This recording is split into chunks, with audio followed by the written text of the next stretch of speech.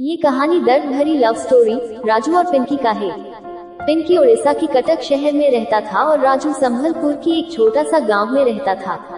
राजू एक private company में supervisor की नौकरी करता था और पिंकी कटक शहर में एक प्राइवेट ऑफिस में डाटा एंट्री पोस्ट में जॉब करता था। एक रात को राजू अपने फेसबुक चला रहा था और उसे अचानक पिंकी का प्रोफाइल देखा। पिंकी की प्रोफाइल में पिंकी का फोटो था। पिंकी की फोटो को देखकर राजू को बहुत ही पसंद आया क्योंकि पिंकी फोटो में बहुत ही खूबसूरत लग रहा था। राजू को रहा नहीं गया और पिंकी को फ्रेंड रिक्वेस्ट भेज दिया। राजू भी दिखने में बहुत ही अच्छा था और राजू की फेसबुक प्रोफाइल में भी राजू की फोटो था। कुछ दिन बाद जब पिंकी अपने फेसबुक खोला तो देखा कि राजू नाम की एक लड़का ने उसे फ्रेंड रिक्वेस्ट भेजा। पिंकी ने राजू की फेसबुक प्रोफाइल चेक किया और बिना कुछ सोचे फ्रेंड रिक्वेस्ट एक्सेप्ट कर लिया। राजू जब कंपनी से घर आया तब फेसबुक खोलकर देखा कि पिंकी ने फ्रेंड रिक्वेस्ट एक्सेप्ट कर लिया।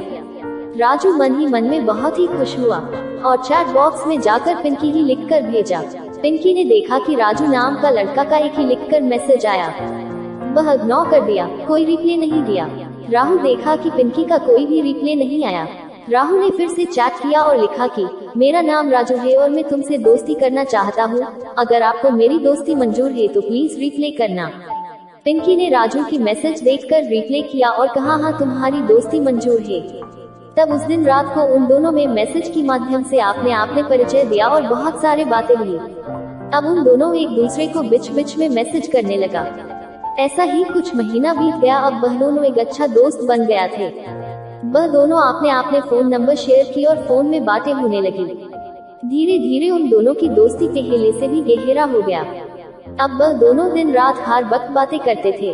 राजू पहले से ही पिंकी को चाहने लगा था लेकिन वह कभी बोल नहीं पाया।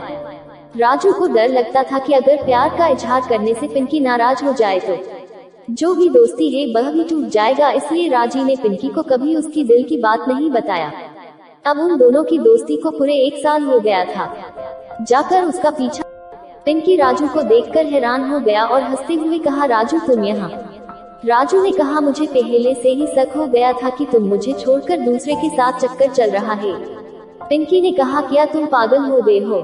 न राजू ने कहा मैं नहीं, तुम पागल हो गए हो। दोनों में बहुत बहस हुआ और आखिर में पिंकी ने कहा हाँ मैं तुमसे नहीं देव के साथ प्यार करता हूँ। राजू ने कहा फिर मेरे साथ इतना दिन जो किया वह किया था। पिंकी ने कहा मुझे पता नहीं और मुझसे दोबारा मिलने की कोशिश मत करना। राजू ने कहा क्या प्यार मजाक है?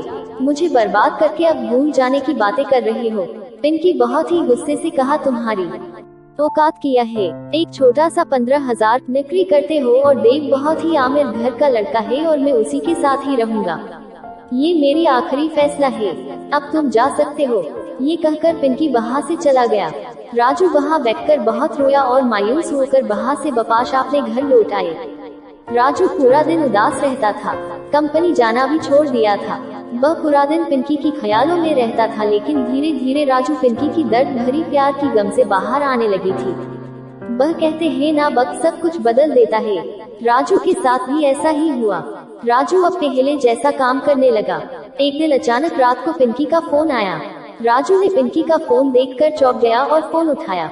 पिंकी रोते रोते कहा राजू मुझे माफ कर दो, मैं लालच में आकर तुम्हारे साथ बहुत बुरा बर्ताव किया।